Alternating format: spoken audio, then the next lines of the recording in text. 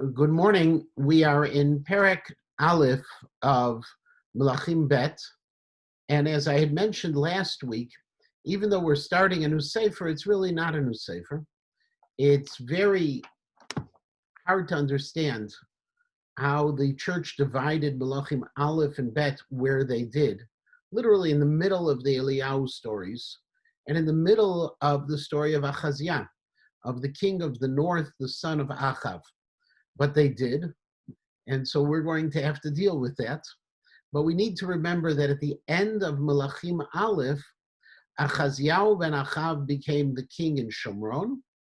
There it's reported it was the 17th year of Yehoshaphat's reign in the south. And we know, as we ended there, Vayas hara b'nei Hashem, that he did evil in the eyes of God, Vayelech b'derech aviv v'derech imo, and he followed in the path of his father and his mother, Achav and Izevel. Izevel is still alive at this point. His father had been killed in the battle, and Achaziah takes over. He's going to have a very brief reign, which we'll learn about in a moment. But let's get started with Posuk Aleph. V'ivsha Moav v'Yisrael achrei mot Achav. And after Achav had died, the Moabites had begun to rebel against the Jewish people. Targum Yonatan says, Umaradu, that they rebelled. That Ifsha is not to do to sin against, but really meaning to rebel against. The Malbim explains that this is already the beginning of the punishment of the house of Achav. That Achav had been told that his dynasty would end. He did tshuva towards the end of his life, and as a result, it was postponed for a later generation. Unfortunately, Achaziah did not do tshuva, did not follow in the ways of his father when he had done the tshuva, but rather followed in the ways of his father when he was evil. And as a result of it, this is part of the beginning of the downfall of Achaziah. Pasuk Bet. Vayipol Achaziah ba'ad hashvacha ba'aliyato asher b'shomron vayechal. Achaz had an accident in his house. He fell through what is called the shvacha. Now, the shvacha is a little bit of a debate exactly what it is, and Rashi offers two explanations, both of them using terminologies in French, which are then translated. One is the grada. The grada is the equivalent of lattice work.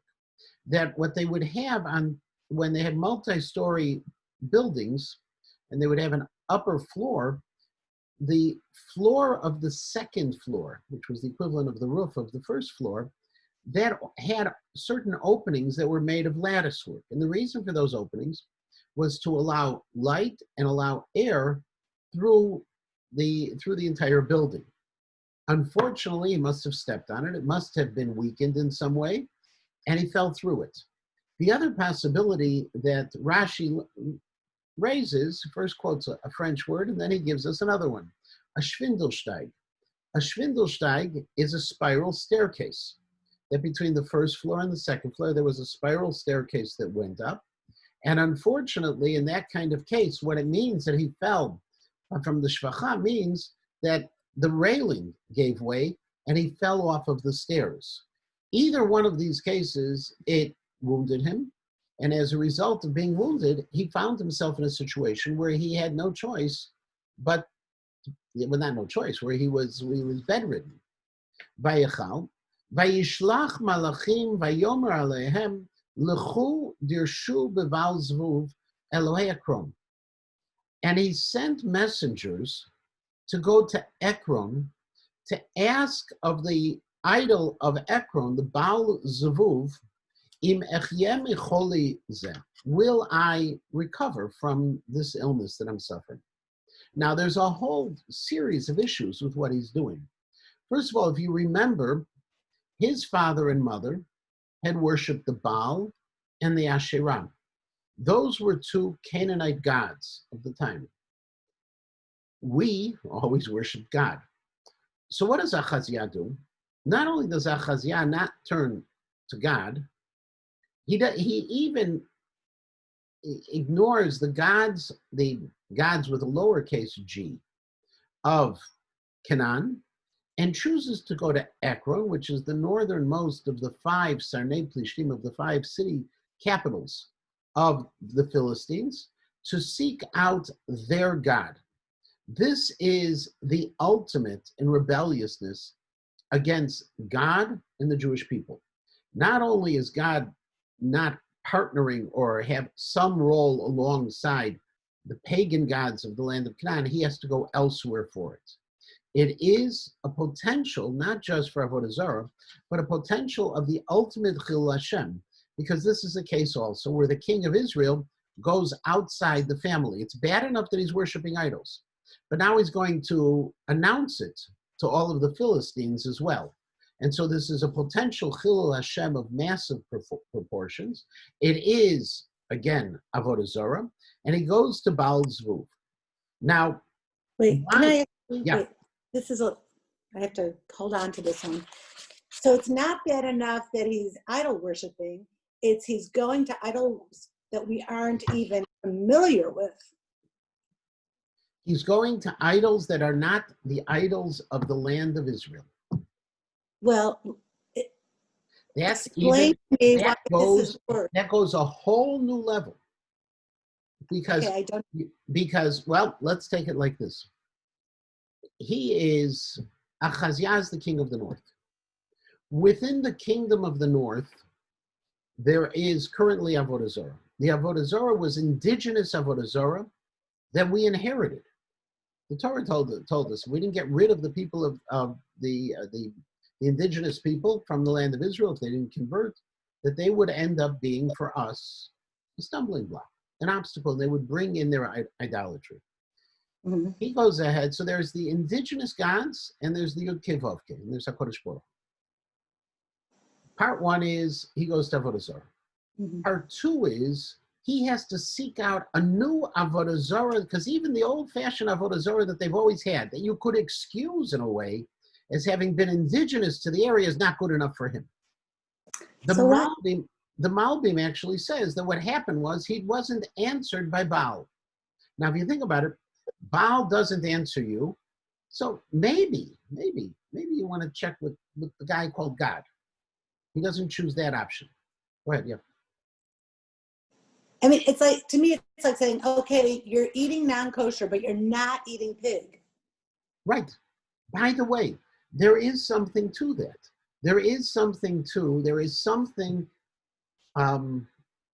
And this is, I know I'm being recorded, but I'm not going to get myself in too much trouble, because don't worry about it. Not many people watch these hour-long sharing, so we'll say.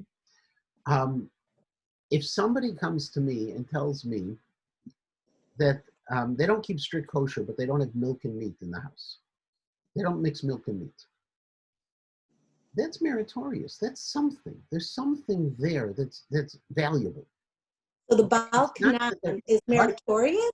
The Baal Canaan I would say like this. Rav Lichtenstein Zatzal had an interesting article that he wrote. And you'll see where I'm headed with this. And he was talking about the other streams of Judaism. Is there religious value in the other streams of Judaism? Other streams that are non-halachic. And he asked a question, and I'm not phrasing it as well as he did. He asked a question, and he said, if a parent were asked, would they prefer for their child to remain connected to a Jewish community that was non-Orthodox, or to be completely divorced from a Jewish community?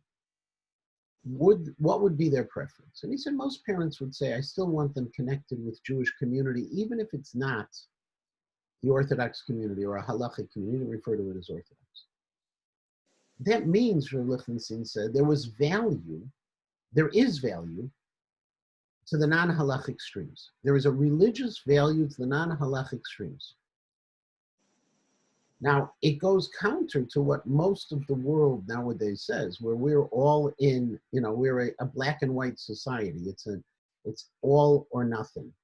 It's like I sometimes have taught my students that if somebody is not living an Orthodox lifestyle, but living a committed, and I'll use this word, frum conservative lifestyle, I have respect for them. They have a set of values. They live up to those values. I can disagree with them. If someone says, however, that I'm not an Orthodox Jew, I am a pick whatever kind of Jew I am, but they're not even a from one of those, it's a whole different ballgame. There are these values. Now, with Baal Zvuv, Mm. where I'm headed with all of this is that that Achaziah was so bad that he had to reach outside of anything that could have normally been called his comfort zone. Having been born in a family where his mother worshipped Baal and worshipped Asherah, this was an accepted. His father was this personality back and forth, whether it was a weakness or whatever we're going to call it. His father was back and forth, but those were things that were familiar to him. When he chose to go beyond those things that were familiar and to go outside of Eretz Yisrael and to seek out another pagan form of worship, that's another step. It's not that he was good before, he was evil before, but it's another step of evil that he has achieved by going outside. Yeah, Yafa. So if we go back to Achav, I was under the impression that God, that means Elokei Yisrael, was one of the many gods, and he had no power over the rain. Hence, you had to daven to Baal for rain. That was that whole episode with Eliyahu. So Baal was a territorial god mastering the land. But there were many gods, the Asherah, maybe each one had its specific domain. Maybe Baal was about the land, but not about illness. And the Philistines excelled in their medical god. And so maybe that was the motivation. It could be. Listen, I would say as follows. I'm following up with the Malbim. Because he was unsuccessful with Baal, he went to Baal Zvuv. And by the way, Baal Zvuv in English, all of us have heard of him, Beelzebub. Okay, you ever heard of the evil Beelzebub? That's Baal Zvuv. It could be. Achav, though, however, while we explained earlier, and when Izebel came on the scene and Achav first was there, that there was an element of what we call shituf, that there was a partnership between various gods, something that we reject. For a Jew, shituf is considered pagan. And that each had their own part. We do see that Achav did do tshuva and God forgave him for the tshuva. Now, he couldn't have done tshuva and going back to having the HaKadosh Baruch Hu as one of many gods. He had to have gone back to a situation where God was the God. There's no other gods. So we have this, we can disagree, I guess. I will leave it as a point where we can disagree. I feel, I presented it this way, and I still think it's a correct presentation, that moving over to Baal Zvuv was even worse than staying without Baal Zvuv, or just going to Baal and Asherah. They're all Avodah Zarah. And I'll use maybe my best analogy is the one of the separation of milk and meat, even though it's not a kosher home. But there are levels, there are degrees of evil. What's interesting about Baal Zvuv as well, and where we'll see it in a moment, is God actually has Eliyahu intercept these messengers in a little bit before they get to Ekron. Why Eliyahu would intercept them before they get to Ekron could support that position that he wanted to, HaKadosh Baruch Hu wanted to avert that potential national Chilul Hashem of the northern kingdom seeking Philistine gods. It could be. We can disagree on that. What's also interesting about Baal Zvuv is what kind of God was he? So interestingly, Baal Zvuv, based on the Gemara, was an idol. The Gemara in Shabbos says he was a pocket idol. He was a little tiny idol, like the size of a fly. So you had your portable idol to go along with you. That's why they called him Baal Zvuv. That's the Gemara in Shabbos. The Malbim, however, says no, he was the god over the flies. And what does it have to do with anything? Because flies would go over a dead body. And so he was viewed as the god of death. The Dat Mikra says, actually, that according to the more modern approach with understanding of these pagan worships, Baal Zvuv was the one who controlled the flies, and they understood that somehow flies were able to transmit death. And so he kept people healthy, and it's entirely possible that he had nothing to do with any of that, says the Dat Mikra. His name may have been Baal Zevul, which means the master of the Nasi, of the prince. And we renamed him Baal Zevuv to mock him. So all of those are possibilities. We find this. Jews will rename things to make them less of something else. When we translate them into Hebrew, it's nothing unusual. We find that elsewhere. But all of these things, he asks for Baal Zevuv, he wants to have it, and believe it or not, we're all the way up to Pasuk Gimel. Umalach Hashem diber el Eliyahu hatishbi. And at that moment, Eliyahu gets a prophecy. Alei likrat malachei melech Shomron. Go and meet the messengers of the king of Shomron, v'daber alehem, and say to them, Hamibli ein Elokim b'Yisrael, atem holchim lidrosh b'Baal Zevuv Elohei Ekron. Is there no God among the Jewish people that you have to go seek out another God? Capital G, lowercase g. Now, there's a lot of things that are happening here in this pasuk. First of all, let's just start with a simple one. Eliyahu Hatishbi. There are 5 times in Tanakh where Eliyahu is called Eliyahu. Corresponding to it, there are 5 times in Tanakh where Yaakov is spelled with a vav. There is a medrash that Rashi quotes when Yaakov is mentioned that way in Vayikra Chavav, Pasuk Membet, that says that Yaakov Avinu took the vav from Eliyahu's name as a guarantee that Eliyahu would be the harbinger of Mashiach. Now, it's a beautiful medrash. Okay, it's definitely not pshat, but it also is something you have to think for yourself. It's why would Eliyahu's name be spelled chaser without the vav? So Rabbi Yaakov Kamenetsky has a fascinating theory, and he also brings it in his Emet Liyaakov there in Vayikra and Perek Chavav Pasuk Membet. Rabbi Yaakov Kamenetsky says that we find this very often. In fact, with Achaziah, we're referring to him here as Achaziah versus Achaziyahu, that there are regal, royal names that people have that were part of the role you assumed. Those regal, royal names always had letters of the Yud Kei Vav Kei. Says Rabbi Yaakov, Eliyahu Hanavi, when he was the primary number 1 prophet, he was Eliyahu. However, he has already appointed Elisha as his successor. Elisha is on the scene. And since Elisha is on the scene, Eliyahu's role is not the same. Even though he's being charged now with this mission from God, he's not in the full capacity he had been before, and therefore his name doesn't bear that regal vav, the divine vav that would normally go with it. That's the first step. Step number 2, if you notice, how is Achaziah referred to here? Melech Shomron and not Melech Yisrael, like Achav had been done. We see Achaziah is diminished. He is the king over that city-state. And then you have ultimately, when Eliyahu goes to him and says, aren't there any gods that you could go, instead of having to go out there?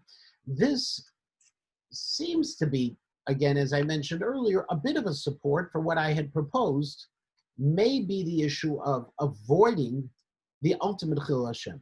The reason Eliyahu intercepts him is saying, you're going the wrong way. V'lachen, therefore, now this is the prophecy. Ko amar Hashem, hamita asher alita sham lo tered mimena ki mot tamut. So now tell your master, tell the king, that the bed in which you are now lying, you're never going to get out of, you're going to die. Vayelech Eliyahu. And Eliyahu goes away. Now Eliyahu, by the way, is this mysterious, he's this mysterious figure, and he's popping in and popping out. He does that to us as well at a bris, at a seder. Popping in, he's popping out. He does the same thing to these messengers. Vayashuvu hamalachim elav.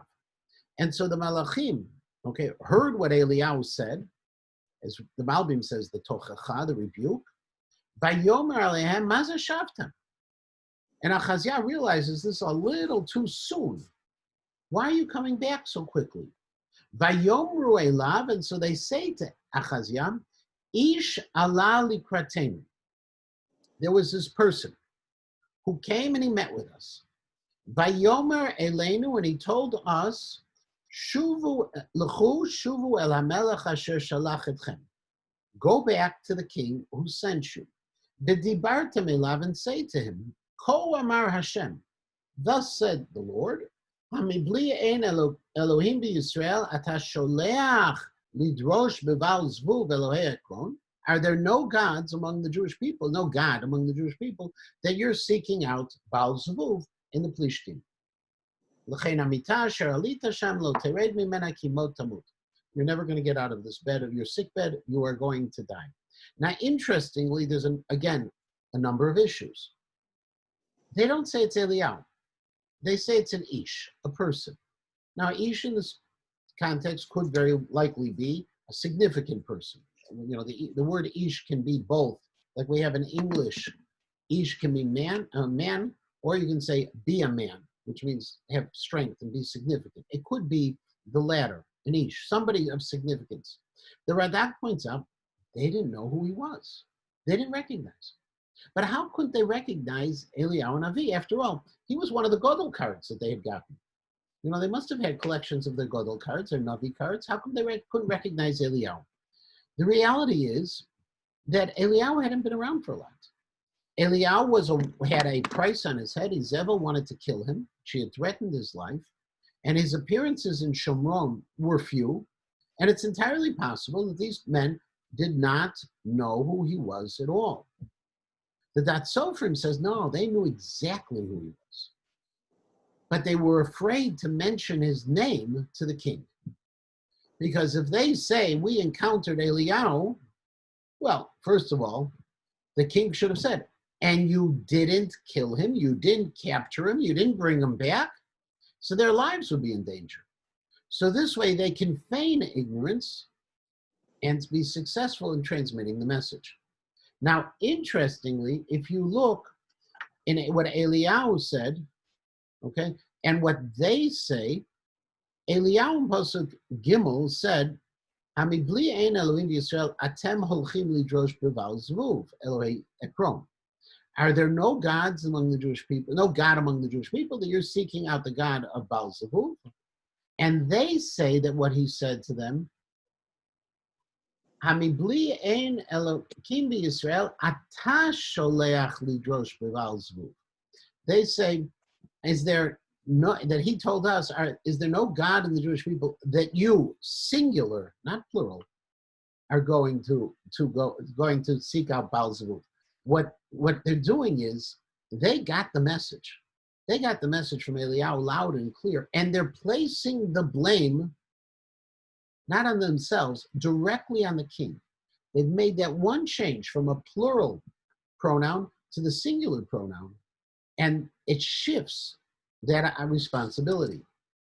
So says the king, Vayedaber alehem. So the king says to them, okay, Ma mishpat ha'ish asher ala likratchem. What is, the Targum Yonatan says, Ma nimusa de gavra. How did this person behave? Tell me about him. The Radak says, how did he look? Tell me how he looked. Vayedaber alechem et hadvarim elu, who spoke to you.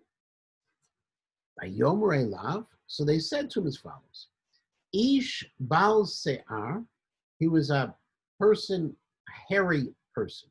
Now, hairy person has a number of different explanations. It could be literally that he looked like a wild man, which, by the way, is not something that is hard to understand if we're talking about Eliyahu, because Eliyahu in many ways was separated from human beings. He was on his own. He has certain attributes that you could understand that he did not care in the same way. There is another possibility, and that is that Nevi'im also had an Aderet Se'ar. They had a mantle that was made of some kind of fur. It could be that as well, but it would seem, most seem to take the approach that Baal Se'ar was that he had a lot of hair, which interestingly is in contrast to Elisha, who we know was bald. But it's an interesting side point along the way. Ve'ezor or azur b'motnav. And he's also got a leather belt around his waist. Vayomar, and right then Achaziah says, Eliah Tishbiu. He says who he is. Now, when they're saying this, the Malbim, interestingly, says that they're trying actually to explain in this kind of description why he intercepted them and didn't come directly to the king. Because they're saying he isn't dressed properly. Think for a moment, Yosef, when he is going to be brought before Paro, they have to clean him up. They have to give him a haircut. They have to clean him up before he appears before before the king. So the Malbim suggests that he isn't properly groomed, he isn't properly dressed, and that's why. Based on that, the Malbim says the answer that Achaziah gives is to really attack their excuse. According to the Malbim, what they're saying is, listen, the reason he didn't come is he isn't dressed properly. Says Achaziah, Eliah Tishbiu. Eliyahu doesn't care about the way he looks and about the way he's dressed. If he wanted to come to me, he would come to me. There was a specific reason he didn't, and it may be an insult, just a pure insult against me that he's refusing to see me. This is that approach. The other approach, which you would take from the Radak, is the Radak says very simply, they didn't recognize Eliyahu. They start describing, and Achaziah puts it all together. He says this kind of message from God. This person looks, a little wild. This person is dressed this way. There's even a medrash that says that the belt that was made out of leather, this is definitely not pshat, came from the ram of the Akedat Yitzchak. Okay, we always try to put everything together. Okay, but whatever it may be, the Achaziah knows who's talking. And so what he does is, Vayishlach elav sar chamishim v'chamishav. He sends a military unit of 50 to Eliyahu. Now, why he sends these people, based on the response, Elchanan Samet says it's pretty clear. He sends to arrest, he sends to, not to kill, but to capture and bring. However, the Ralbag and the Abarbanel take different approaches, and they say, no, it was an honor guard. We find 50 as an honor guard earlier in Sefer Melachim Aleph. There's honor guards of 50, that he was sending these people to bring Eliyahu, not to capture him, not to do anything bad, but to escort him back to the palace. The Abarbanel even goes further and says, wow, that in essence, Achaziah says, oh, wait a second, I was going over to Baal Zvuk because Baal wasn't answering me. I got Eliyahu. He'll give me the answer. Let's bring him back. I want to talk to him directly. But again, it would seem to be, according to the Pshat, that the threat seems to be a little bit more, especially because of the way these soldiers are going to be speaking to Eliyahu. Vayal Elav, and the 50 go up to him. Vinei Yoshev al Rosh Har. He's at the top of a mountain. Vayidaber Elav Isha Elokim Hamelech Diber Reda. And so the officer in charge says, the king has spoken. Diber is always the stronger, the harsher language we use for speaking. Vayomer is a softer language. Lidaber is to be a harsh language, and he commands him, get down. This is not in any way extending to Eliyahu any kind of honor or dignity. Vaya'aneh Eliyahu. Eliyahu responds, Vayidaber el Sarah Chamishim. He speaks to this commander. V'im ish Elokim ani. He says, I'm a man of God. Malbim says, how could you have the chutzpah to speak to me this way? Tered eish min hashamayim v'tochal otcha v'et chamishecha. A fire should come down from the heavens and consume you and your 50 soldiers.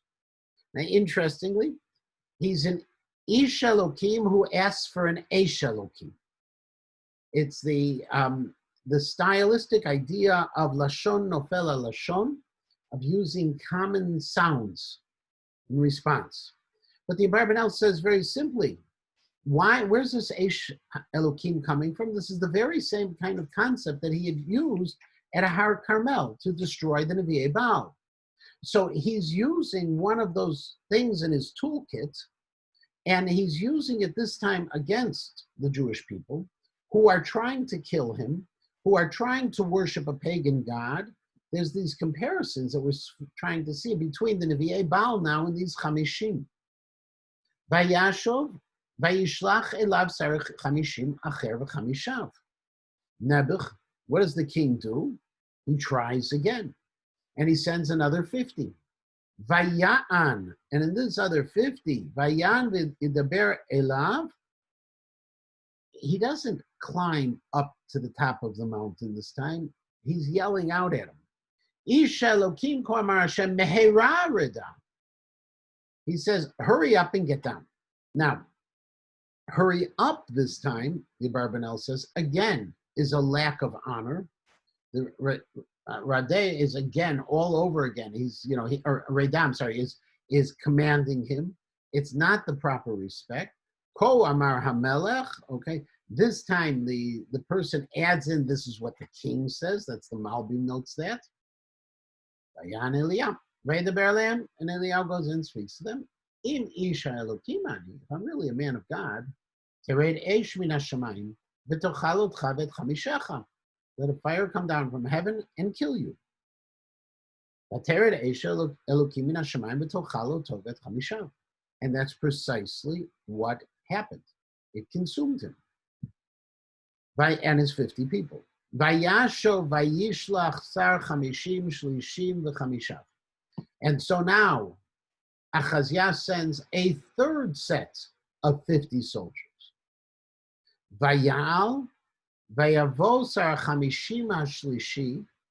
And this time, as opposed to the first group that all went up to the top of the mountain, the second group that seemed to be at a distance, this time, Vayal, in the singular form, the Malbim says, the commander alone went up the mountain.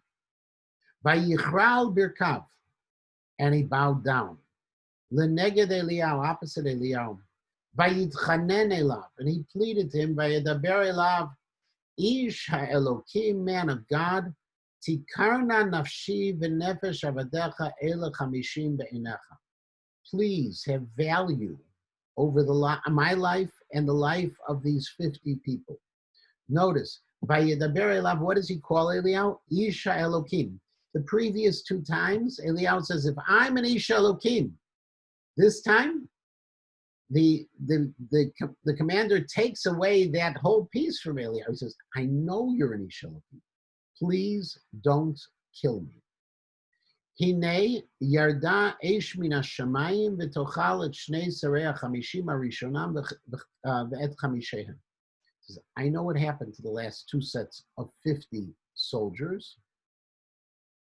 Ve'ata tikar nafshi beinecha. But he ends off one more time. My life is value my life. Make it be precious. Honor my life. Don't kill me, he's begging. Vayedaber malach Hashem el Eliyahu. Okay, now malach Hashem comes and speaks to Eliyahu. Raid oto al tirami panav. Go down, ito, with him. The Rabbi Yonatan says chavot imei, go down with him. The oto is with, in this case. Vayakom, Eliyahu got up. Vayered oto el hamelech. And they went to the king. I skipped the phrase, I'm sorry. Al tirami panav. Don't be afraid. Now, don't be afraid, by the way, says that he was afraid. And that makes sense then. That's why he had not gone directly, like we've given as one of the possibilities. He was afraid of Izevel. Vayakom vayered oto el hamelech. Vayedaber elav.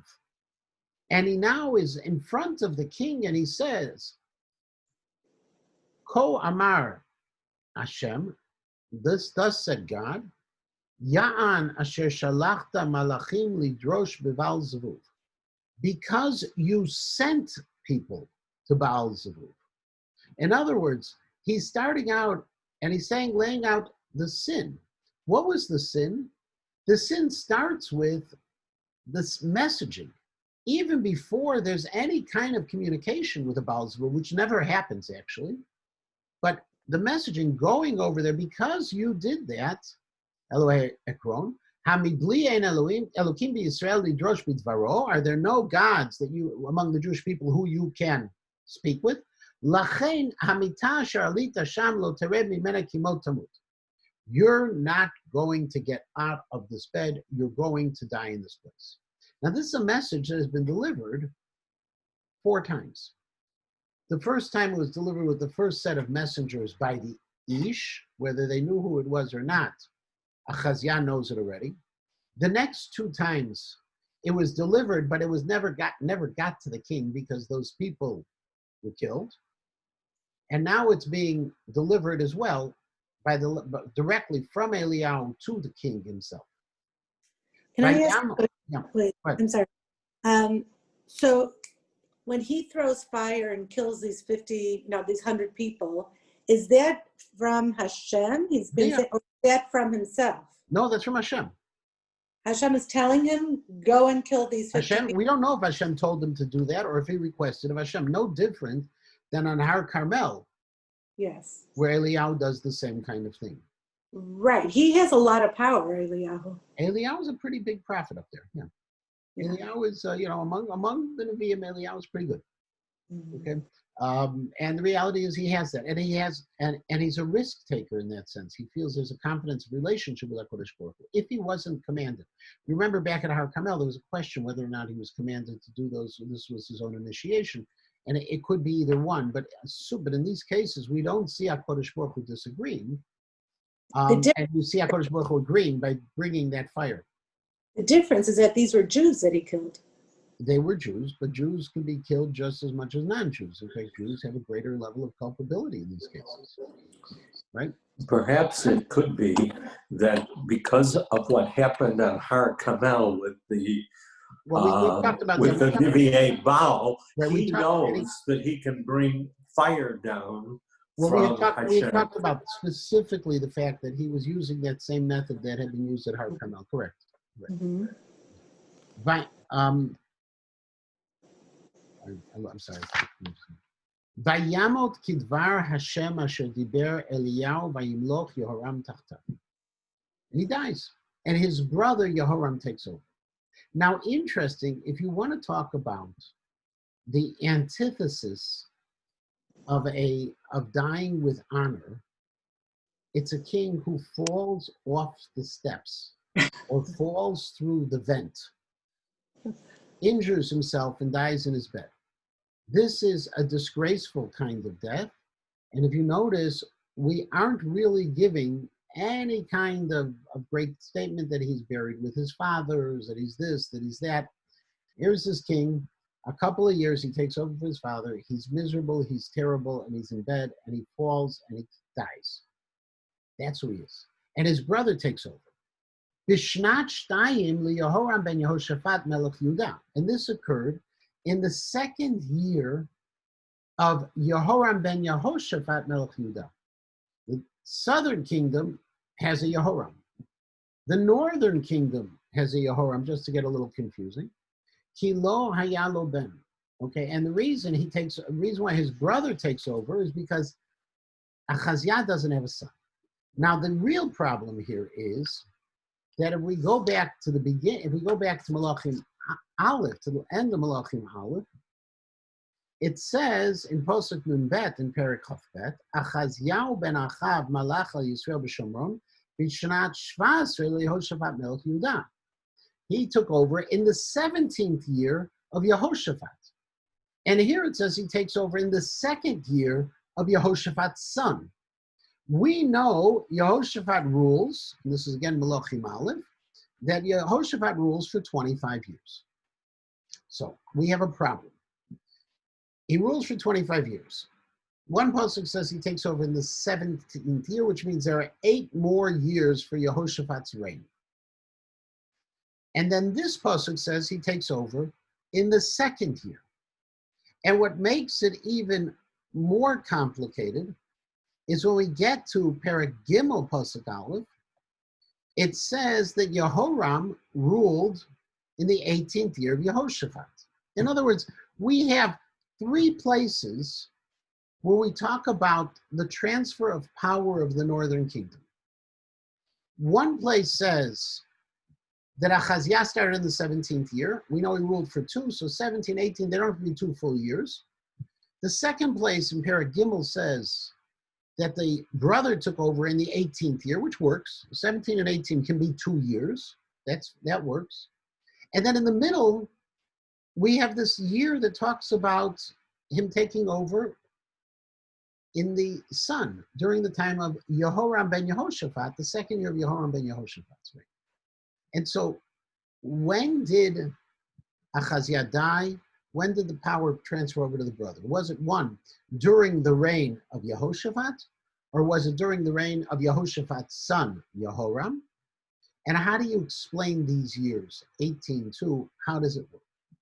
So Rashi and the Radak talk about this. The Radak is more explicit, and the Radak says that actually Yehoshaphat, towards the end of his life, had actually put into power his son Yehoram.